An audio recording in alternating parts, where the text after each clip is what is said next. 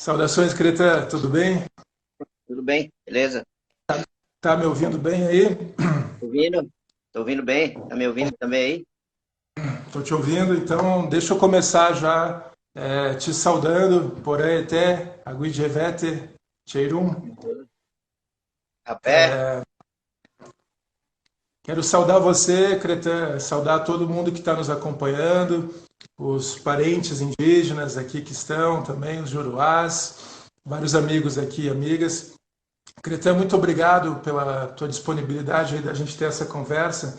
Eu queria antes já de passar essa primeira palavra para ti, só brevemente te apresentar para quem não conhece, assim, e claro que eu vou fazer uma apresentação incompleta, porque eu estou no processo de te conhecer e já te considero um grande mestre, um grande professor, uma inspiração aqui para mim pessoalmente, aqui fazendo um relato. A gente recebeu o Eloy Jacinto aqui outro dia e eu falei para ele isso também, que todo o universo indígena, das lutas indígenas que a gente está se colocando aqui, né, em solidariedade, em apoio, você e o Eloy têm sido pessoas muito generosas, pessoas que têm aberto espaços assim para a gente poder trazer essa relevância e eu queria assim iniciar essa nossa conversa fazendo essa saudação, esse reconhecimento. Para mim é muito especial poder conhecer mais da tradição Guarani, Caigangue, Xetá, tradição indígena aqui do Paraná e de todo o Brasil. O Cretã Caigangue é uma das principais lideranças indígenas do Brasil, gente, e também tem tido uma presença muito forte na articulação dos povos indígenas brasileira, né, a PIB, junto também com essa luta para que todos esses retrocessos que estão em marcha eles não aconteçam, que no mínimo a gente possa ter uma defesa da Constituição, uma defesa dos direitos, os direitos humanos, os direitos dos povos indígenas. E o Cretan, ele é uma dessas lideranças, né? Ele é filho do Ângelo Cretan, e eu quero aqui na sequência, Cretan, conversar contigo também sobre o Ângelo um pouquinho, mas é isso, passar a palavra para ti, você fazer uma primeira saudação e a gente poder conversar. Eu acho que o intuito também aqui, Cretan, é a gente falar um pouco do cenário atual aqui das lutas indígenas do Paraná, mas também do Brasil, porque você está, né, muito articulado com a Sônia Guajajara, com a Joênia, a deputada Joênia, com todas essas lideranças que estão aí. Então, muito bem-vindo, meu irmão. Muito obrigado. Então, primeiro eu quero agradecer aí também, né, por ter essa participação aí no Instagram, né, no seu Instagram, dizer que estou muito honrado pelo convite aí, para a gente poder fazer uma conversa um pouco a nível nacional, algumas coisas regionais e algumas questões mais locais, né, que é o caso de Curitiba, né. Uhum. Então, o momento nosso é um momento difícil, que é um momento mundial, né? Devido à pandemia, né, do Covid-19. E para nós, povos indígenas, aí é um momento, se a gente já passou por outras pandemias no passado, e foi muito difícil, tivemos um momento aí de muitas mortes, muitas perdas, tivemos povos que foram extintos, né, devido a algumas pandemias desses 520 anos, devido a essas doenças, né, vindo aí que vem de outros países, de outros continentes aí então isso aí Que os nos europeus afeta, trouxeram para a América, né, Cretan? Que os europeus mas, trouxeram para a América. mas a gente, acho que a resistência, os nossos ancestrais, né, os nossos guerreiros aí do passado que fizeram essas lutas, né, e que garantiram para que a gente chegasse até aqui e continuasse e que outras lideranças venham, que outros jovens, né, que as nossas crianças continuem essa luta, porque a luta indígena é uma luta que ela não para, ela é diária, você é noite, é dia, é de manhã, a todo momento, se você vai na casa de um indígena, daqui a pouco você já está falando sobre o nosso movimento e a nossa resistência, né? como indígena, né? Sim. Então, tipo, nós estamos saindo, acabamos de sair do ATL online, né, que o acampamento Terra Livre é um acampamento que acontece todos os anos aqui em Brasília, no mês de abril, né? E foi do dia 27 ao dia 29. Então, encerrou hoje, a gente está saindo do encerramento. Para nós foi muito produtivo, porque tivemos um momento muito grande de pessoas que não tinham acesso ao que é o movimento indígena, o que é a nossa luta, até para a gente poder quebrar esse preconceito de que os indígenas só cobram, só cobram, só cobram. Mas, na verdade, o Estado tem aí um dever, pelas injustiças que aconteceu, as políticas de colonização aí para trás que acabou dizimando nosso povo e acabou principalmente a perda dos nossos territórios, né?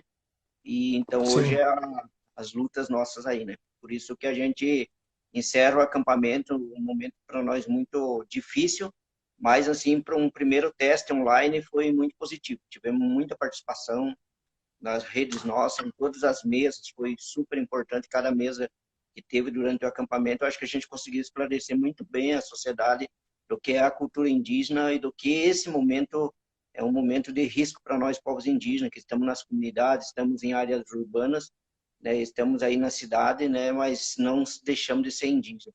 Não importa onde nós for, nós sempre vamos ser indígenas. Pode ir para outro país que a gente ainda é indígena, ainda é Caingangue, ainda é Guarani, ainda é Xoclém, é Xetá, é Charrua, né, que é os povos da região sul. Cretan, você está em Brasília ou está aqui na aldeia? Não, eu tô em Brasília porque eu vim no começo de janeiro, né? Porque da coordenação executiva da PIB, nós somos formados por 5 coordenadores e esses coordenadores escolheram eu para vir para Brasília no começo de março para organizar o acampamento Terra Livre que acontece todos os anos no mês de abril e eu acabei vindo para cá. Quando eu cheguei Eu aqui, né, estourou a pandemia aí, já houve o isolamento social e eu acabei ficando um entendi. pouco adoecido também por aqui, mas não nada com Covid.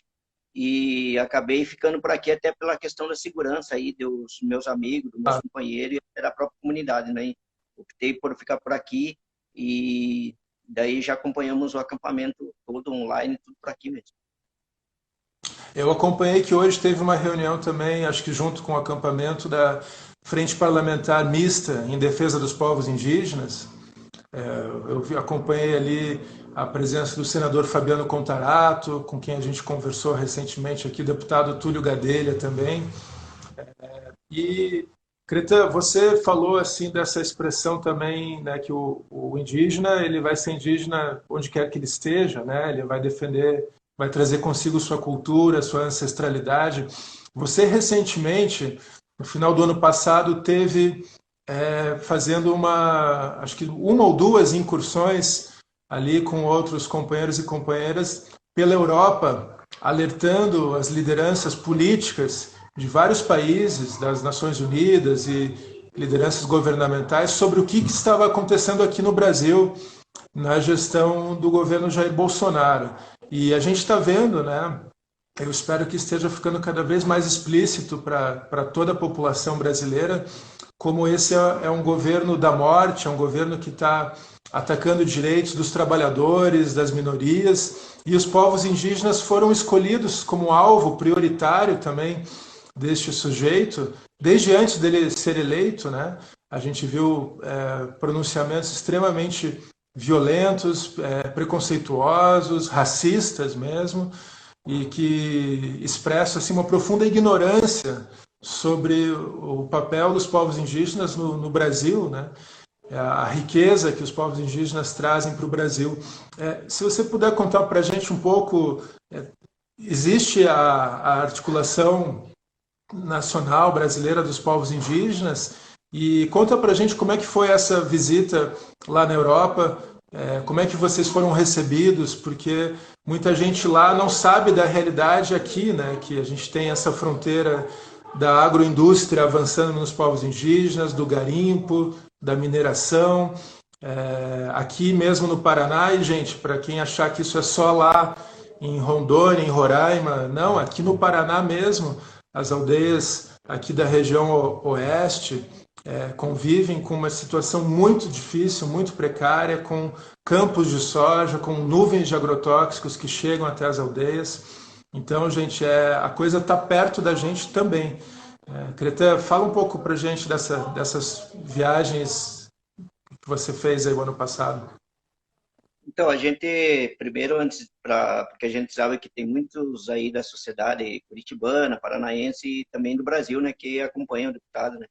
Que é o deputado é uma pessoa super importante, uma pessoa, né, e que é amigo das classes sociais, que é nós, indígenas e outros segmentos, né, de comunidades tradicionais e também aí dos amigos de Curitiba, das associações aí, né? Então, o senhor tem essa amizade com as pessoas. Então, eu começo primeiro por essa questão de que, quando eu falei que o lugar de índio é onde o índio, onde ele quiser estar, é o lugar dele, porque a gente tem que imaginar que primeiro o Brasil, os povos indígenas, eles dividiam o Brasil não por estados e por municípios ou por país.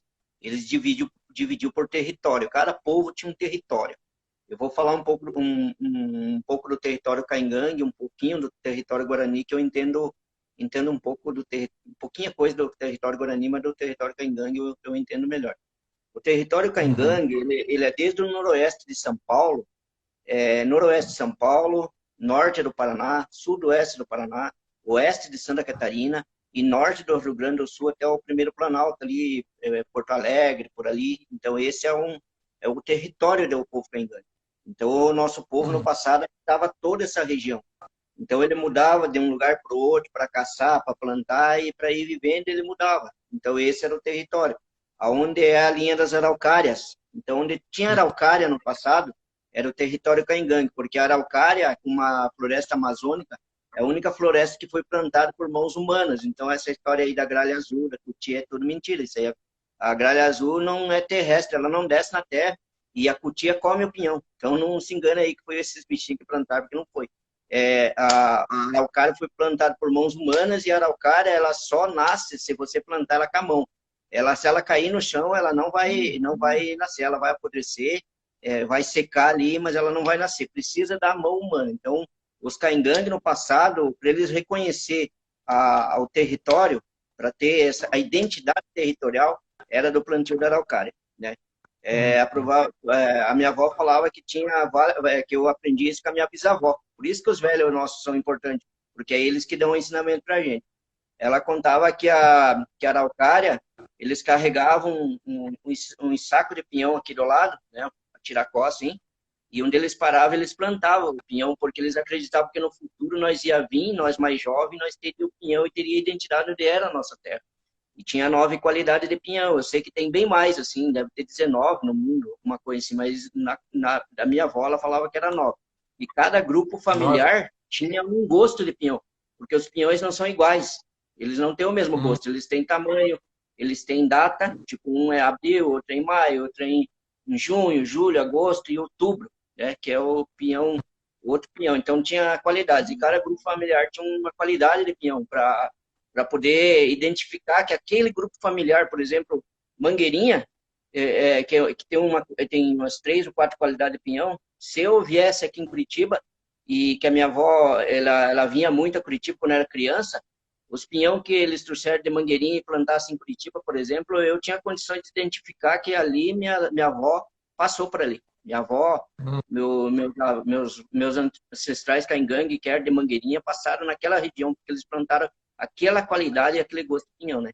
Então é para você entender o tamanho. E daí quando a gente tem essa briga por terra, é porque o nosso território era grande, não é essas pequenas terras aí que nós vivemos, tipo, espremido dentro dessa terra, com 3 mil índios, numa terra tão pequena, né? 5 mil índios numa terra pequena, né? Passando por dificuldade, por falta de alimento, porque a terra não nos fornece, né?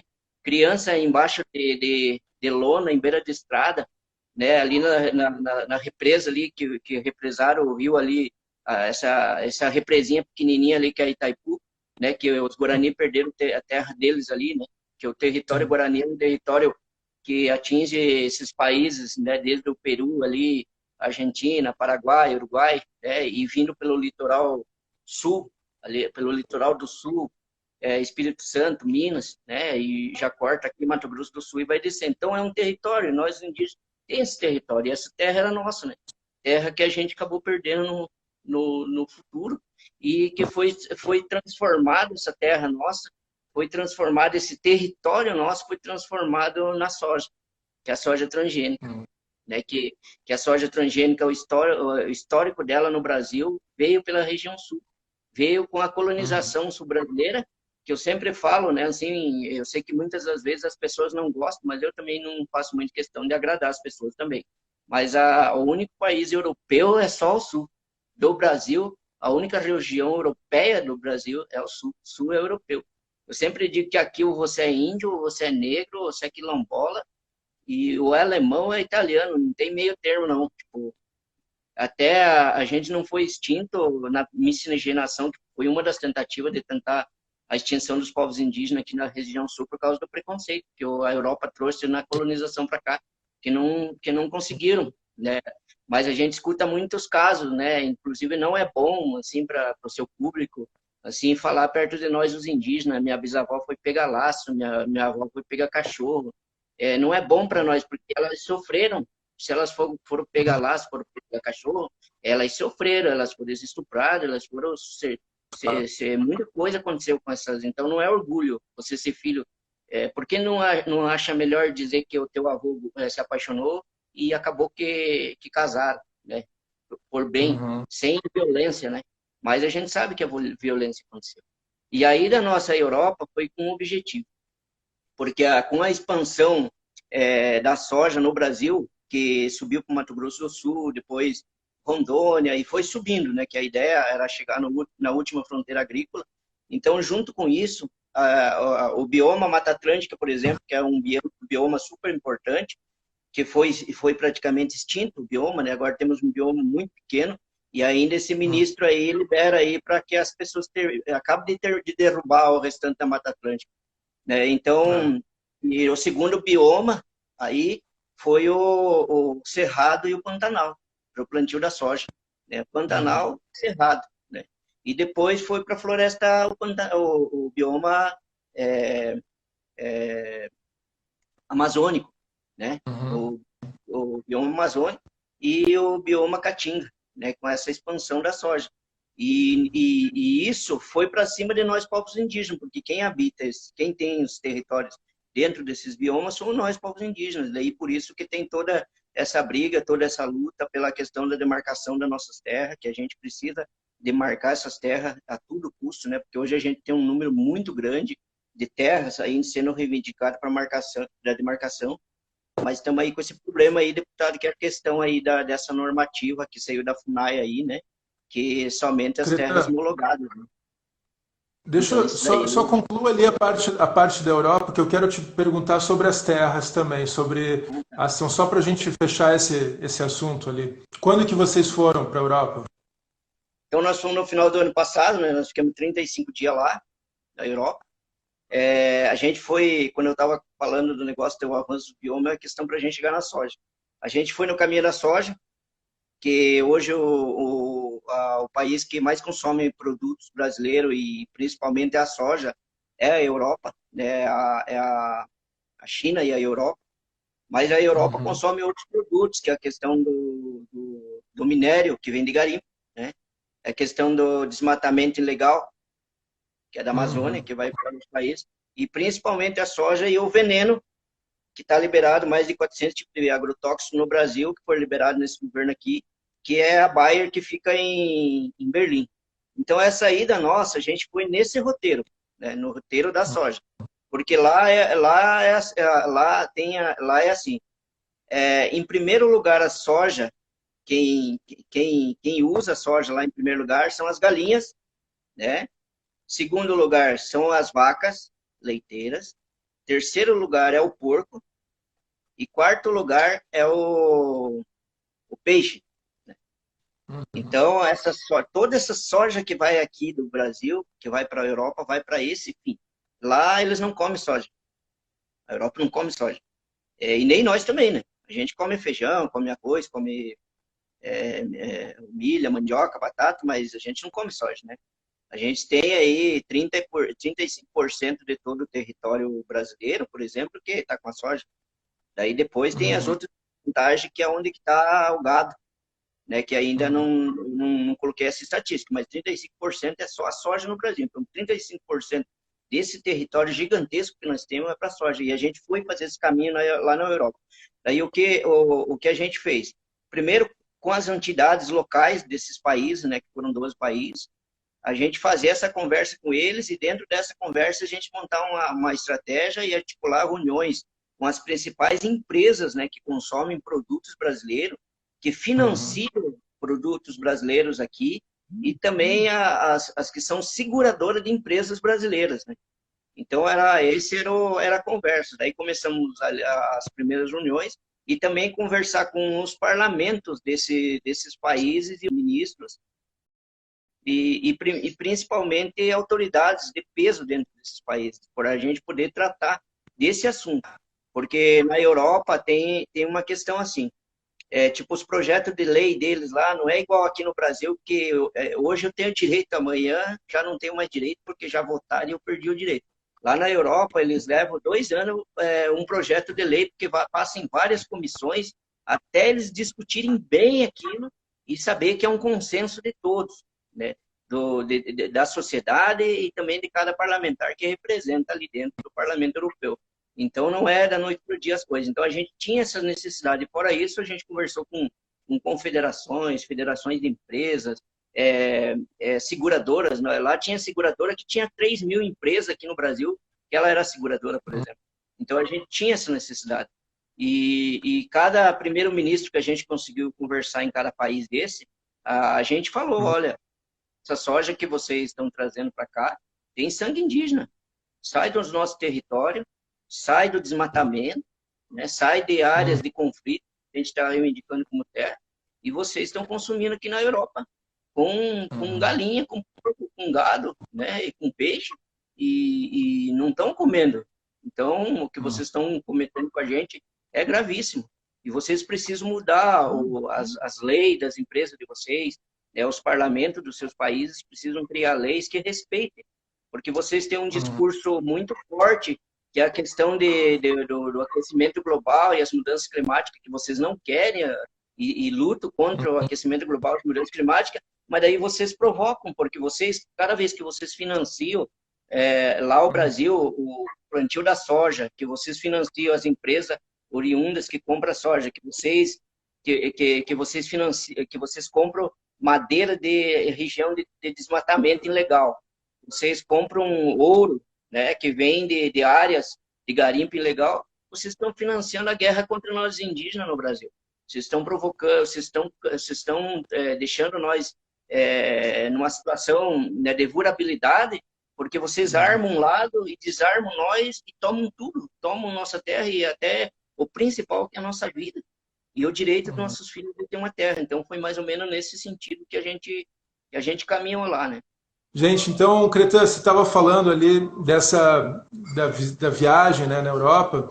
Eu queria retomar aqui a discussão sobre a terra, né? É importantíssimo esse questionamento que você coloca, porque muitas vezes no caminho do consumo que a gente vivencia, da sociedade de consumo, as pessoas não têm noção do impacto, né, da cadeia produtiva e do impacto que a gente comprar uma coisa tem para um impacto social, um impacto ambiental, e acho que vocês foram muito certeiros assim, de tentar sensibilizar lá na ponta, né, lá na Europa, mas eu sinto que aqui, nas nossas sociedades urbanas, aqui em Curitiba, nas grandes cidades brasileiras, a gente precisa também se sensibilizar que o que a gente consome aqui, o que a gente está fazendo aqui, tem um impacto na vida de todos e muito impacto na vida dos povos indígenas.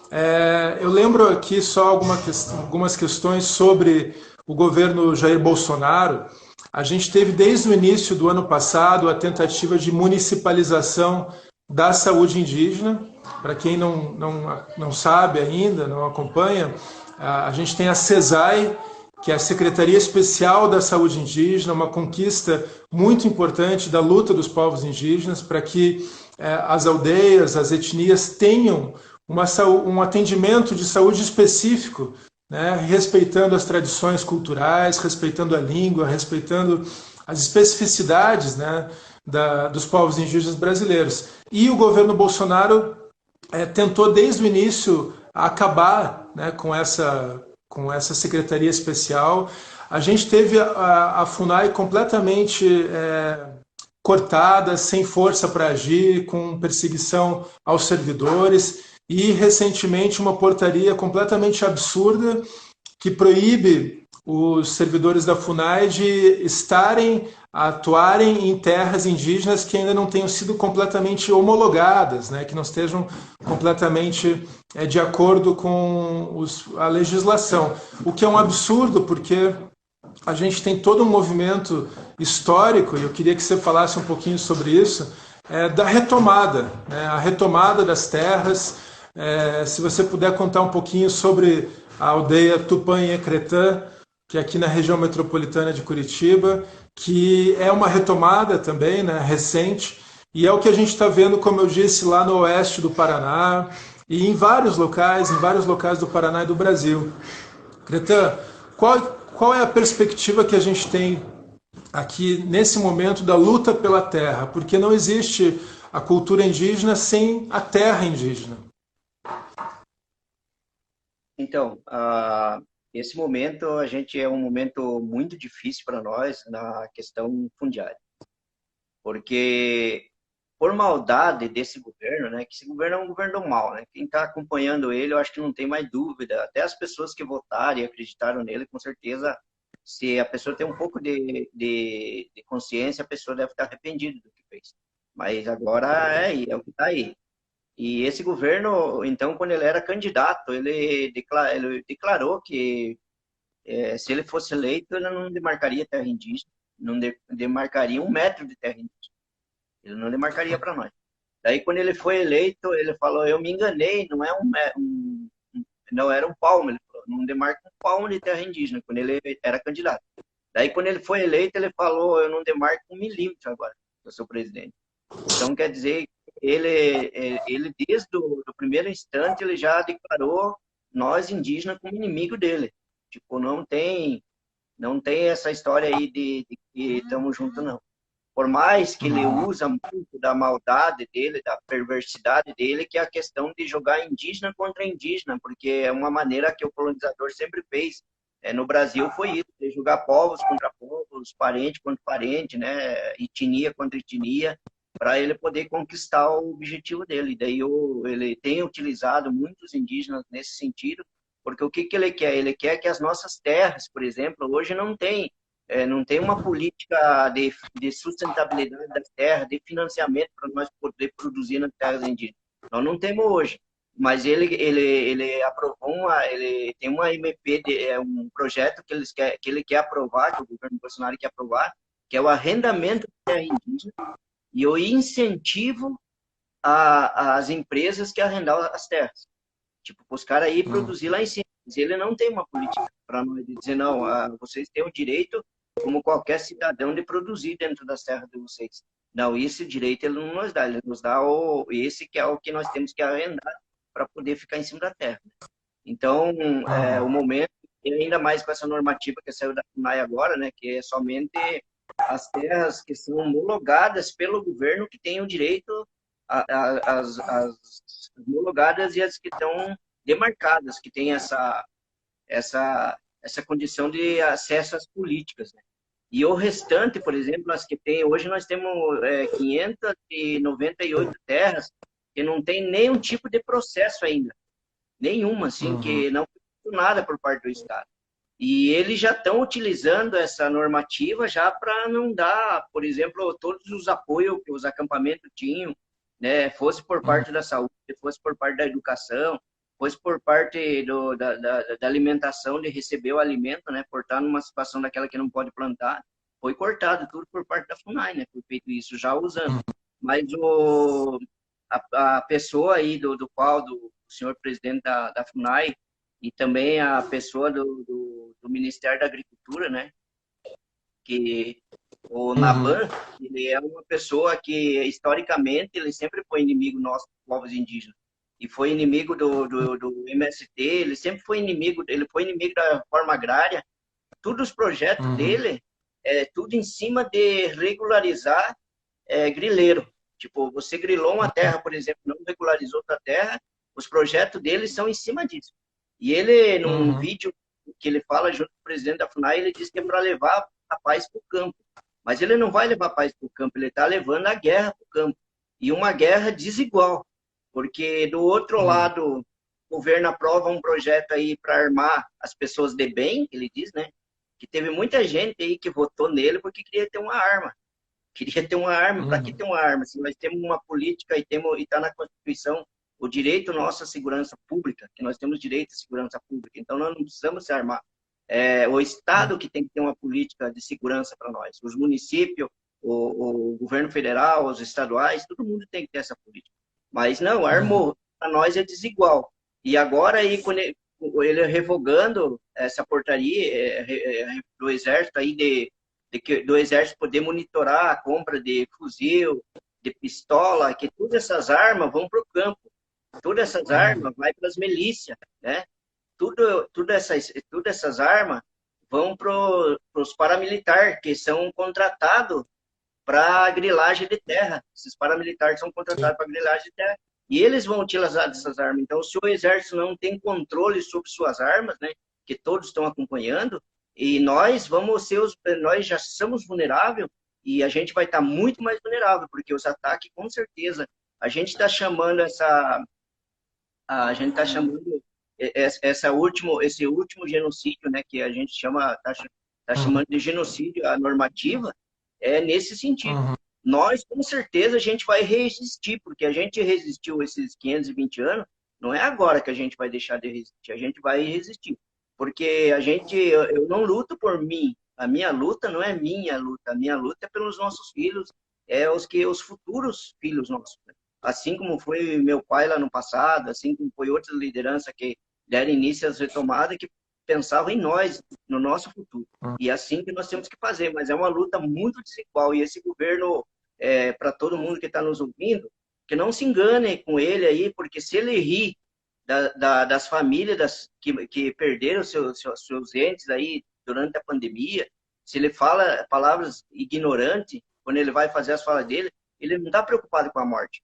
Então, ele não está preocupado com nós indígenas, ele não está preocupado com quilombola, né, que são as pessoas, ele não está preocupado com os trabalhadores rurais que precisam de uma reforma agrária para poder ter seu pedaço de terra para poder plantar, né? Porque está aí, lá na Europa, por exemplo, 82% do alimento brasileiro, do alimento, não estou falando da soja, do alimento brasileiro é produzido por pequenos agricultores, né? São produzidos por esses aí, que produzem 82% do alimento que nós comemos, que é o feijão, que é o arroz, que é a mandioca, que não tem nada a ver com a soja. Lá na Europa, é essa estatística que a gente tem lá. Então, por exemplo, é muito importante, e nós, os indígenas, é pelo lado da segurança ambiental, né? Que a gente sabe que hoje no Brasil, nós, os indígenas, somos só 5% da população no mundo. 5% só da população mundial, os indígenas. Mas 80% da biodiversidade do planeta ainda estão em territórios indígenas, em todo o mundo, né? Então, olha o tamanho e a diferença, né? Que a gente tem para o ruralista, né? Que está armado e está com o governo do qual ele elegeu e ele apoiou, e a nossa situação, né? E a Uhum. maldade deles é usar uma pandemia onde que nós não podemos se mobilizar. Por exemplo, a FUNAI, nesse momento, estaria fechada. Com certeza nós tínhamos vindo com a delegação aqui e tinha fechado essa FUNAI aqui. Mas devido à pandemia, que a gente não pode estar em aglomeração, por isso que tá indo, mas não vai passar. Porque ela é inconstitucional, né? E por parte da PIB e por parte de todas as entidades apoiadoras, a gente já está movendo aí uma ação para derrubar ela, porque ela é inconstitucional, né? E Creta, você falou, né, da resistência, da luta, de mais de 5 séculos de resistência dos povos indígenas. Queria que você puder contar um pouquinho. A gente acabou de protocolar na Assembleia Legislativa um projeto de lei homenageando o Ângelo Cretan, que foi teu pai, que foi a primeira liderança indígena a entrar na política e, de fato, foi vereador em 1976, se eu não me engano, não é? Ainda durante a ditadura. E é uma inspiração, e também a gente tem um dado importantíssimo, assim, que o Paraná e o sul do Brasil, a luta de vocês, né, como você falou, os povos indígenas do sul do Brasil, e o Ângelo foi uma figura muito importante nisso, teve um papel de fortalecer a luta dos povos indígenas de todo o Brasil, não teve? Sim. Aqui o sul foi um foco de resistência, foi um foco de articulação para inspirar mesmo a luta de outras etnias, a luta dos povos indígenas brasileiros. E a gente fez essa homenagem agora, ela vai ser um projeto de lei ali na área de Mangueirinha, onde o teu pai foi central ali na retomada da terra, e para que o trecho da rodovia receba o nome Ângelo Cretan, o trecho ali de acesso. Então a gente espera que esse projeto ele seja votado em breve. Ele foi apoiado pelos deputados Tadeu Venere, Arilson Chiorato, Luciana Rafaim, professor Lemos e deputado Anibele Neto. E então é uma singela homenagem, mas que até o Eloy comentou outro dia, da gente dar visibilidade a todos os guerreiros e guerreiras. Então eu acho que surte este efeito também, né? Essa justiça histórica, e a gente mostrar que o Paraná indígena existe, ele está aí, ele está vivo, está presente, tem passado, tem presente e tem futuro, né? Fala um pouquinho para a gente, Creta, de tudo isso aí. Então, o Ângelo Cretan, ele veio de uma família de líderes, né? Que o bisavô dele se chamava Antônio Joaquim Cretan. Depois veio o avô e veio vindo até ele chegar a ser o Cretan. Que ele também se chamava Cretan no passado, o bisavô também se chamava Cretan, e eu carinhosamente também sou chamado de Cretan, né? Aí reconhecido pelas lideranças. E então, o Ângelo, na época onde que a gente estava passando, porque o Ângelo tem uma história muito linda, a história dele. Que o Ângelo, ele passou aí na época pela ditadura militar em Mangueirinha, aonde que tinha um tenente que comandava Mangueirinha. Então lá não tinha cacique, não, era um tenente onde que eles pegavam alguns indígenas e nomeavam como capitão, major e os policiais, né? E daí e ele que comandava a aldeia, os outros era para prender, para expulsar da terra indígena, né, para torturar, né, no tronco. E o meu pai sempre, quem conta a história dele, os mais velhos, diz que desde pequeno ele sempre foi meio rebelde nas coisas, assim, tipo, ele sempre teve um pouco de rebeldia de nunca aceitar muitas coisas, assim, desde na juventude dele. E quando chegou um período ali, quando ele acabou casando com a minha mãe, né, que daí ele teve eu e minha irmã, né, acabou que ele derrubou o regime dentro da terra indígena. Reuniu os compadres dele, os amigos dele, fizeram uma reunião, prenderam o tenente, prenderam toda a polícia indígena que tinha lá dentro, prendeu todo mundo lá, expulsou todo mundo e assumiu a terra indígena. E a partir da hora que ele assumiu a terra indígena ali, que lá todo mundo comia num panelão só. Tipo, eles faziam um panelão, comida, e ninguém podia comer nas casas ou levar comida para as casas, tinha que comer naquele panelão. As crianças trabalhavam no chiqueirão de porco, cuidando de porco, lavando chiqueirão, criando na criação de gado, de cavalo, conforme a idade, e mulher e homem, cada um tinha uma função, trabalhar para o Estado, que na época nós os indígenas era ligado ao Ministério da Agricultura, então nós tínhamos que produzir alimento e mandar para o Ministério da Agricultura todo o alimento produzido, milho, arroz, feijão, batata doce, mandioca, vinha tudo para o Ministério da Agricultura, e nós ficávamos comendo quirera lá no panelão com sobra de carne de porco. Esse era o alimento em Mangueirinha. E o Ângelo comprou... Você nasceu lá, Ângelo? Nasci em Mangueirinha. Eu sou Você mangueiriano. nasceu em Mangueirinha? Sou mangueiriano legítimo. Nasci dia 9 de julho. Não tava um inverno que dava um palmo de gelo. Tava só eu e minha mãe e meu tio. Eu nasci bem nesse friozão aí. E o Ângelo, então, tomou essa frente, expulsou essa guarda que tinha lá dentro, prendeu o tenente, expulsou o tenente, e assumiram, e ele assumiu como cacique. A partir daí, ele começou a trabalhar na comunidade, trabalhando em forma de mutirão, que era cortar roça para um, porque ninguém tinha roça. porque o que tinha lá era tudo do posto, não era da comunidade, era tudo do chefe do posto, do SPI na época.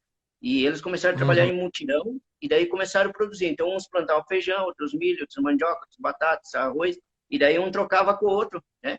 E dessa maneira que o Uhum. Ângelo começou. E na sequência, ele deu início aí à retomada de terra, bem nessa época, no período da ditadura militar. Fizeram a primeira Uhum. retomada de terra. A primeira terra que foi retomada foi o Rio das Cobras, né, que tinha muitos poceiros em cima da terra indígena. Então, ali que foi a primeira retomada de terra indígena, foi no Rio das Cobras. Né? Então, o Rio das Cobras é uma terra ali que foi feita essa primeira luta de repercussão nacional. E, na sequência, o Rio das Ângelo Cobras. se candidatou a vereador, mas ele não podia ser candidato na época, porque nós era de menor, os indígenas. Antes da Constituição de 88, nós era de menor, então a gente não podia falar por nós mesmos. Quem falava por nós era a FUNAI e o SPI, porque daí ali já era a FUNAI já. Nesse período do Ângelo já era a FUNAI. Daí a FUNAI proibiu o Ângelo de sair a vereador, porque ela que falava por nós. E o Ângelo teve que fazer uma briga com a FUNAI na época na justiça. E ganhou na Uhum. justiça. O juiz deu a sentença favorável ao Ângelo, dizendo que ele, como qualquer cidadão brasileiro, poderia sim se candidatar a vereador. E ele se candidatou e acabou ganhando. Ele tem 12 projetos de lei no município de Mangueirinha, onde que favoreceu todas aquelas pessoas que moravam no redor da aldeia, no município de Mangueirinha, como favoreceu também nós ali para a gente ele poder fazer um trabalho ali dentro de Mangueirinha. Mas, infelizmente, nos anos 80, né, devido à retomada, devido à retirada dos poceiros de cima de Mangueirinha, né, que foi uma briga muito grande para tirar vários poceiros que tinha em cima de Mangueirinha, ele acabou sendo perseguido e acabou sendo morto, né?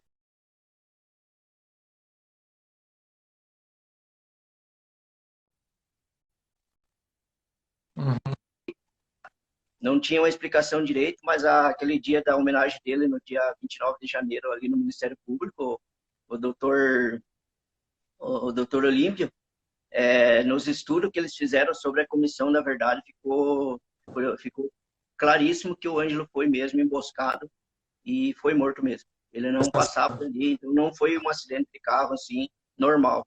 Teve toda uma estrutura, uma estratégia por trás ali para poder tirar a vida dele.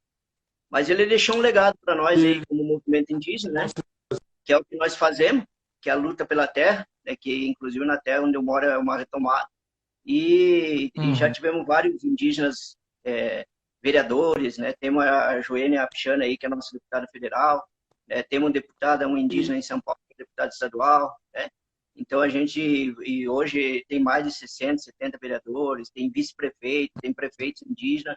Então toda essa história, né, que o Ângelo construiu no estado do Paraná, né? E ele era para ter sido uma pessoa de ter um nome, nossa, um nome muito grande, assim, respeitado no estado do Paraná. Assim, é mais para os amigos, mais que conhecem, que sabe a história dele, né? Mas foi uma Uhum. pessoa que deixou, não só pela luta que fez, mas pelo legado que deixou aí, que hoje retomar a terra é com nós mesmos, porque o território é nosso, né? Acho que, Creta, a ideia do projeto, né, e é importante a gente trabalhar para ele ser aprovado em breve também, é justamente isso, é dar visibilidade, é a gente trazer essa memória das lutas, né, essa memória de quem deu a vida, né, para a gente estar aqui hoje, para vocês estarem aqui. Então, com muita honra poder te ouvir aqui falar sobre tudo isso. Tenho certeza que está todo mundo apreciando muito aqui. Ângelo, Creta, a gente tem dentro do PDT um movimento indígena bem articulado. Você lembrou da deputada federal Joênia, que está, né, cumprindo o seu mandato agora pela Rede Sustentabilidade, se não me engano, que é o partido dela. E a gente teve o primeiro deputado federal, foi o Juruna, pelo Esse, PDT. A gente tem o presidente. companheiro Rafael Chavante, aí em Brasília também, que é uma liderança também dentro do partido. E agora, recentemente, a gente recebeu com muita alegria a filiação do Eloy Jacinto, com quem a gente conversou, que já é pré-candidato a vereador aqui em Curitiba. Como é que está a perspectiva para essas eleições municipais no Brasil, né? A gente teve a Querechro em Santa Catarina, a Sônia Guajajara foi candidata a vice-presidente da República. Vocês estão articulando candidaturas no Brasil como um todo? Como é que está essa perspectiva? E você foi candidato uma vez a deputado federal também. Qual que é a importância da gente ocupar a política, dos povos indígenas estarem na política? Atualmente a gente tem quase 30 mil indígenas, né, aqui no estado do Paraná. Então é um índice capaz de eleger um deputado estadual, ter esse trabalho para em 2022 ter um representante indígena diretamente na Assembleia Legislativa. Qual que é a perspectiva da luta política dos povos indígenas? Então, a gente agora, né, saindo já essa lista de pré-candidatos, né, com certeza a gente vai ter uma lista bem mais fechada, mas a gente, as falas que nós temos feito a nível nacional é o fortalecimento para que as pessoas acreditem sim e sejam candidatos, porque é muito importante para nós. Nós tivemos um exemplo muito grande na eleição passada, né? Por exemplo, em Roraima, tivemos a deputada Joena Pichana, mas nós tivemos a Thelma Taurepang, que foi candidata a senadora de Rondônia, que é indígena também, que ela derrubou o Romero Jucá, que era eterno na política federal, como deputado federal, ela derrubou ele, ela conseguiu tirar ele e ele era um inimigo nosso declarado, inclusive esse projeto de mineração em terra indígena é dele, por exemplo, do Romero Jucá, que é ex-presidente da FUNAI. Para você ver, os caras entram dentro da FUNAI e depois faz projeto contra nós, os índios. Primeiro que vai trabalhar para nós, depois contra nós. E tivemos também o exemplo da Quiritiu, né, que teve 10.900 votos em Santa Catarina, derrubou outro inimigo histórico nosso, que é o Valdir Colato, né, que é um dos caras que era linha de frente do ruralista nos projetos, na PEC 215, ele era da relatoria da PEC 215, né, que queria tirar a demarcação de terra da FUNAI e levar para o Congresso opinar sobre demarcação de terra. Então, para nós, assim, tipo, não foi eleito, mas botou a cara para bater, mostrou e derrubou inimigos históricos nossos, né? Então, isso é importante. E este ano aí, né, por exemplo, na capital, né, o Eloy, que é o candidato na capital, né, porque esse movimento nosso aqui na capital, ele não é um movimento recente agora, dos indígenas na capital. Esse sempre existiu, né? A minha avó, por exemplo, a primeira vez que ela veio a Curitiba, ela tinha 6 anos de idade. Ela morreu com 116 anos, minha avó. Primeira vez, levaram 30 dias de mangueirinha para vir para Curitiba, né, para negociar, que eles chamavam. Que eles não traziam artesanato, porque eles vinham a pé, não traziam artesanato. Então, eles chegavam aqui em Curitiba, na região de Curitiba, se acampavam na redondeza, faziam balaio, faziam cesto, faziam peneira, e saíam vender lá na cidade, compravam aquilo que não tinha na comunidade e acabavam retornando. Então, os parentes nossos que vêm vender artesanato em Curitiba, não é agora, assim, para a sociedade curitibana, não se assustem. Nós já fazia isso aí antes de vocês pensarem de estar em Curitiba, porque o Curitiba é uma capital onde que foi fundada em cima de uma grande aldeia indígena, uma grande área de disputa entre Caingangue, entre Guarani, para quem comandava ó, a planície aqui da capital, né? Então, sempre foi nosso, né? E muitos, né? E nem, tipo, o próprio conselho tutelar, né? As crianças, não, mas eles andam com as crianças aí. Mas minha avó vinha, há 100 e poucos anos atrás, ela vinha para cá, então para que agora tem que impedir do indígena?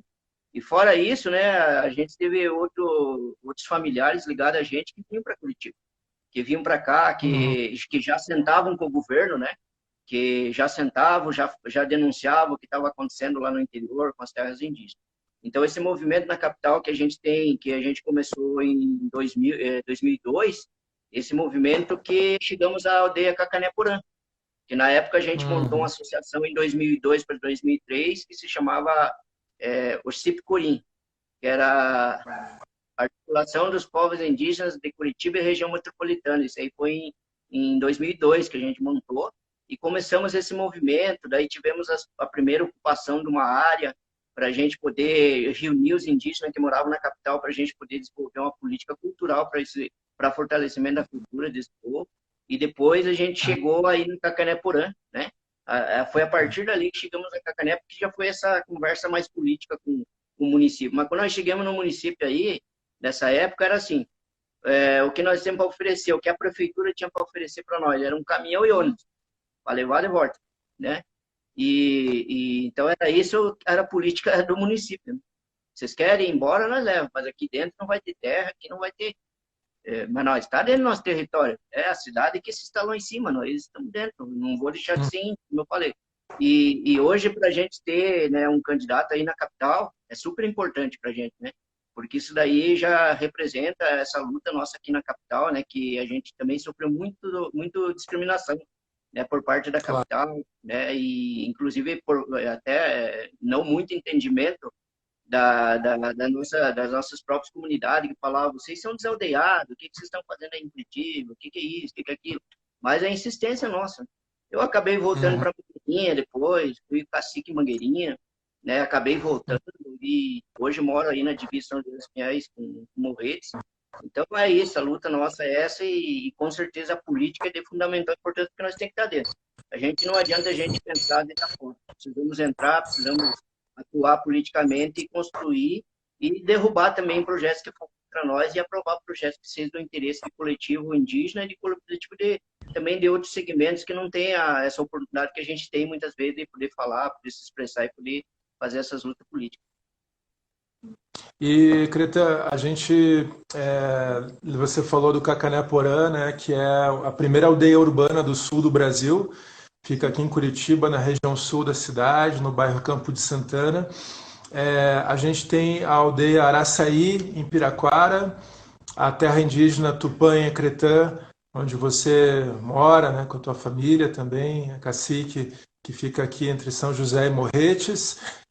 Temos presença indígena no litoral, em Guaraqueçaba, na Ilha da Cotinga, ali na região de Pontal. Temos presença indígena no norte do estado, no oeste do estado, no centro do estado, no sul do estado. Os indígenas estão aí. É muito importante, eu acho que você colocou que a candidatura ela tem um peso simbólico aqui na capital. A gente fez no final do ano passado audiência pública lá em Foz do Iguaçu para discutir a questão dos conflitos, né, que existem lá na região oeste, e também fizemos aqui na Assembleia Legislativa e lançamos ali a cartilha do Paraná Indígena. E uma coisa assim que a gente teve um cuidado ali até com a tua contribuição, do Eloy, de vários amigos e amigas aí, de vencer esse preconceito, né? Muitas pessoas veem os indígenas Guarani, Caigangue, vestidos de roupa, com o celular, então ele não é mais índio porque ele usa o celular. E ainda falta muita. Você sente que tem muito preconceito ainda para a gente vencer aqui na sociedade paranaense em específico? O exemplo é a nossa capital, né?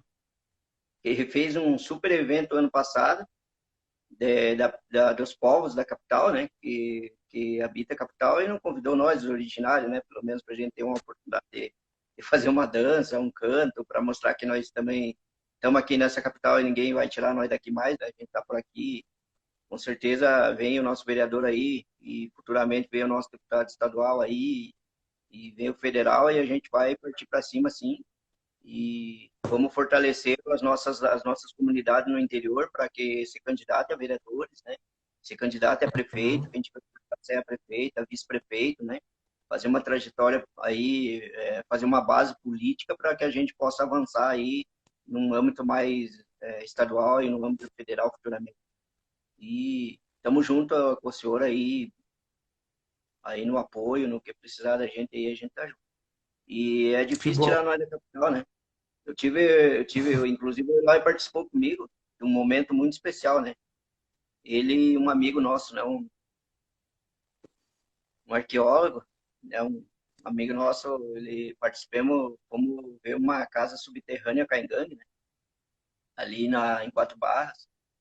E tivemos uma manifestação, né, dos nossos ancestrais ali naquele momento ali, que com a presença, porque o arqueólogo falou para nós ali, o nosso amigo, que que ele já tinha ido várias vezes lá na casa, já tinha levado outros povos lá, mas nunca viu nada. Inclusive, ele já tinha dormido lá na casa subterrânea, nunca viu nenhuma manifestação.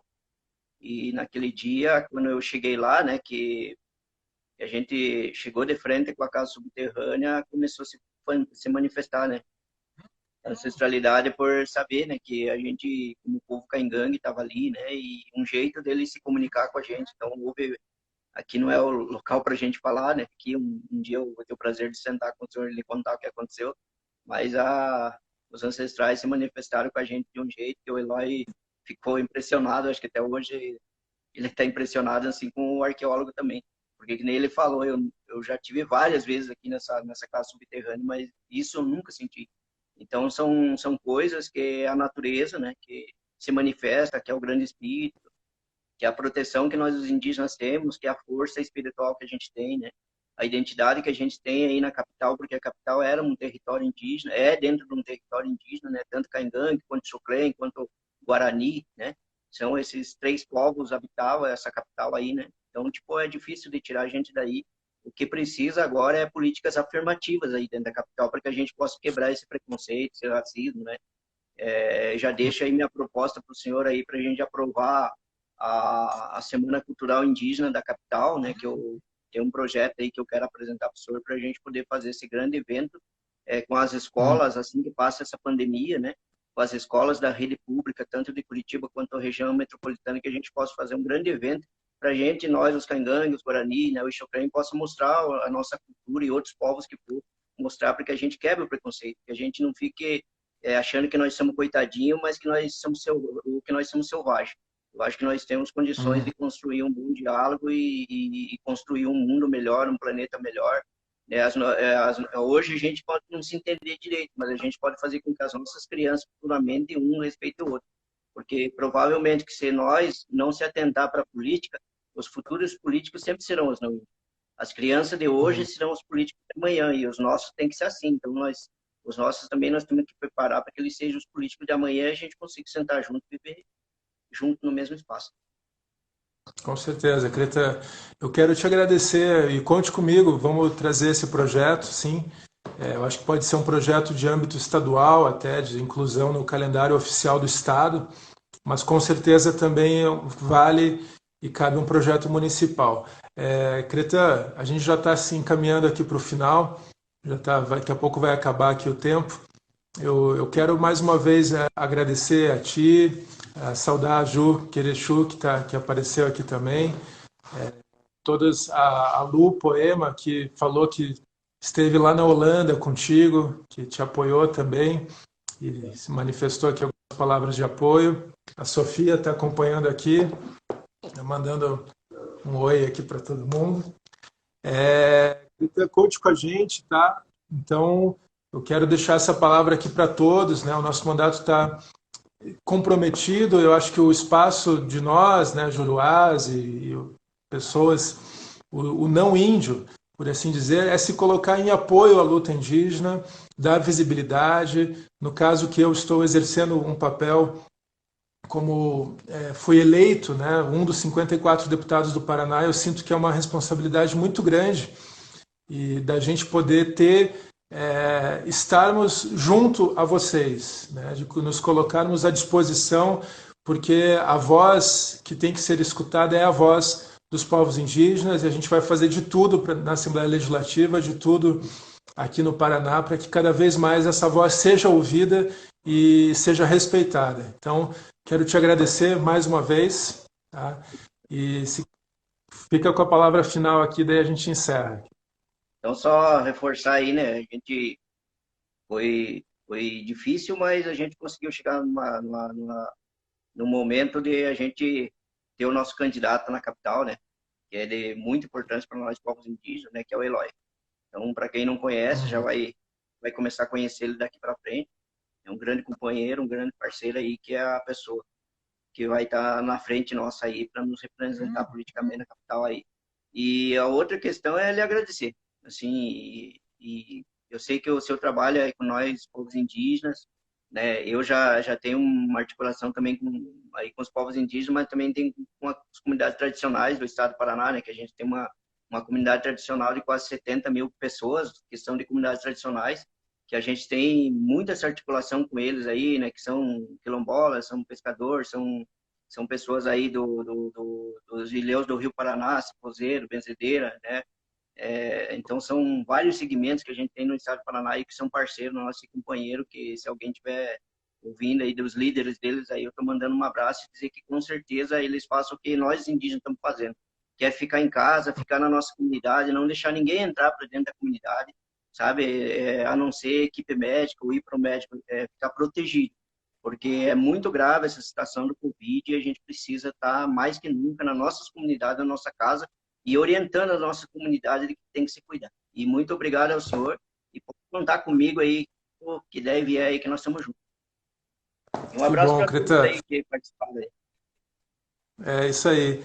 O Eloy está aqui, o Lui do Ashram Monserrat, meu amigo professor de yoga.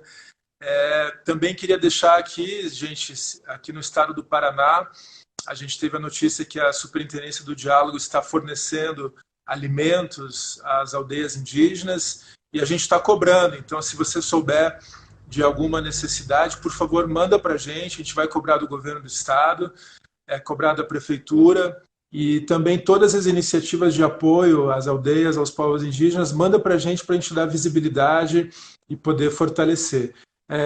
Cretã, posso pedir para você encerrar com uma oração, uma fala em Caigangue? Eu vou falar sobre o Grande Espírito. Por favor. Para você e para quem está assistindo. Então, o movimento indígena, ele é um grande espírito. E esse grande espírito que é o que nos fortalece no dia a dia. Então, ninguém entra no movimento indígena porque o grande espírito não permite. Porque ele busca as lideranças e traz para dentro desse movimento para poder fortalecer nós na luta, para poder nos apoiar nas defesas. E por isso que esse grande espírito, que nós temos que acreditar, e ele que nos fortalece no dia a dia, por isso que a gente tem essa luta, e independente de nós morrer, e sempre nós vamos estar em espírito com os guerreiros que vierem. Assim como nossos ancestrais vivem hoje no nosso meio para nos fortalecer na luta, nós também futuramente fortaleceremos também a luta aí dos mais jovens. Então, essa mensagem que eu deixo aí para os Caigangue, para os Guarani, né? E para o Ixoclã que estiver acompanhando e para os não índios. É isso aí. Obrigado, Cretã. Uma boa noite, um bom dia do trabalho a todos, um dia também de luta, amanhã de resistência. E a gente segue aqui, tá bom, gente? Pode acompanhar o nosso canal, a gente vai estar mantendo conversas. E, Cretã, mais uma vez, a EVT. Valeu.